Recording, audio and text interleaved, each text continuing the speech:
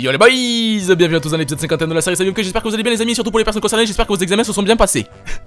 Si quelqu'un a compris ça, il est chaud.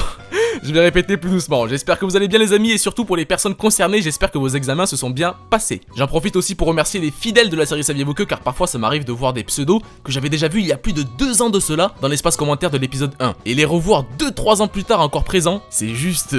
Waouh. Merci beaucoup pour cette fidélité et bienveillance que vous avez envers la série. Bon, c'est parti pour l'épisode 51, let's go. Saviez-vous que les empreintes digitales des koalas et des humains sont extrêmement proches, tellement qu'une analyse comparative exécutée avec minutie au microscope permet difficilement de les différencier. Cette phrase était très dure à dire. Saviez-vous que la planète Mercure, la planète la plus proche du Soleil, tourne autour du Soleil en 88 jours. C'est la durée de son année. Elle tourne sur elle-même en 59 jours, c'est donc la durée de son jour. En gros, une journée sur Mercure dure environ 1408 heures. Saviez-vous que, en plein désert du Bahreïn, il existe un arbre vieux de 400 ans nommé l'arbre de vie. Cet arbre, isolé de toute civilisation, accueille à ses pieds chaque année plus de 50 000 touristes. Et le grand mystère qui tourne autour de cet arbre, c'est que jusqu'à aujourd'hui, sa source d'eau qui le permettrait donc de vivre demeure encore inconnue. Saviez-vous qu'une statue de Bouddha faite de 5 tonnes d'or massive a été abandonnée jusqu'en 1955? En apparence, le Bouddha d'or semblait être fait d'argile brun, à cause d'une couche épaisse de cette matière. On a su que cette statue avait une valeur inestimable qu'en 1957 lorsqu'elle est tombée au sol au moment de son transport. En effet, la chute a brisé tout l'argile en morceaux pour révéler l'or. Et ce n'est qu'à ce moment précis qu'ils ont su que cette statue avait une valeur inestimable. Saviez-vous que le premier ordinateur d'Apple Computer, l'Apple I, construit par Steve Wozniak, Steve Jobs et Ronald Wayne, a été initialement vendu au prix de 666,66 $.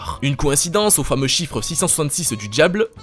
Je ne sais pas. Il y a aussi beaucoup de personnes qui pensent que le logo d'Apple est blasphématoire car il symboliserait en réalité le fruit défendu croqué par Adam et Ève, et serait donc par nature anti-chrétienne. Je vous laisse vous faire votre propre idée à ce sujet. Saviez-vous que Unimat 001 est le premier robot industriel créé? Il est mis en service pour la première fois en 1961 sur les lignes d'assemblage du constructeur américain General Motors. En gros, en quelque sorte, on peut dire que Unimat 001 est un peu l'ancêtre de tous les robots industriels. En parlant de robots industriels, même si leur travail est impeccable et automatisé, j'aurais peur qu'un jour, ils remplacent de vraies personnes, même si c'est déjà le cas dans certains métiers, mais vous imaginez, genre chaque matin, vous allez acheter votre baguette de pain à un robot. Le charme de parler à la vendeuse, de voir son sourire matinal, etc., toutes ces petites choses qui font de nous des êtres humains seraient complètement perdues. Il faut que notre espèce n'oublie pas ce qui la différencie des robots et la rend unique. Même si un robot peut être souriant et poli, ce ne sont que des sentiments programmés et prédéfinis à l'avance. Mais bon, il faut positiver. Je prends l'exemple des marchés. Ça existait déjà à l'époque du Moyen-Âge et même bien avant. Et ça existe encore toujours à notre époque. Et je trouve ça juste magnifique que certains peuples préservent leur culture et leurs habitudes depuis des millénaires. Saviez-vous que si la Lune n'avait pas été présente, la Terre aurait eu une vitesse de rotation plus élevée et une journée aurait duré seulement que 15 heures? Saviez-vous que le mythe que l'œil atteint sa taille finale à la naissance est faux? L'œil mesure en réalité approximativement 18 mm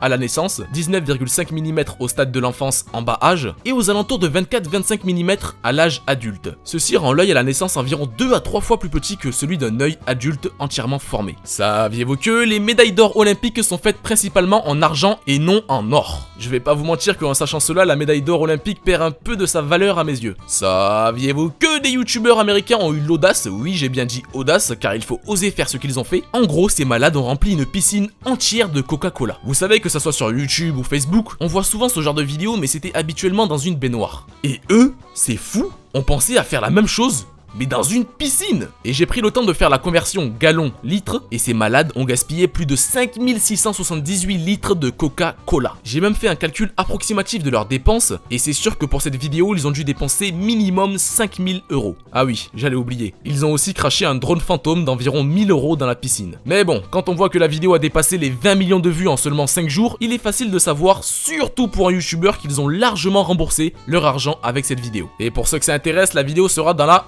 description. Saviez-vous que l'être humain ne naît pas avec un cerveau totalement formé? Celui-ci continuera à produire de nouvelles cellules jusqu'à l'adolescence, puis dans des régions localisées à l'âge adulte. C'est le principe même de la neurogenèse. Saviez-vous que les experts estiment que si rien n'est fait d'ici là, la mer morte sera bel et bien morte dès 2050? Saviez-vous que le tonnerre, les éclairs, la pluie, la neige et la grêle sont des météores? Et c'est vrai car si on lit la définition de météore dans le dictionnaire, il est dit « tout phénomène observé dans l'atmosphère à l'exception des nuages ». Saviez-vous que la société japonaise Noroware a développé une queue qui frétille selon l'humeur de son propriétaire. Cet accessoire de mode est relié via Bluetooth à un capteur sur le front et réagit en fonction de l'activité électrique du cerveau. Sincèrement, il fallait y penser et personnellement je trouve l'idée plutôt bonne et originale. Saviez-vous que l'origine du mot sopalin signifie société des papiers linges? Saviez-vous que selon une étude nommée Convert Anything to Calorie, je pense pas que je l'ai bien prononcé, un clic de souris brûle environ 1,42 calories. Sincèrement les gars, si cette étude est vraie, normalement à la fin d'un montage vidéo,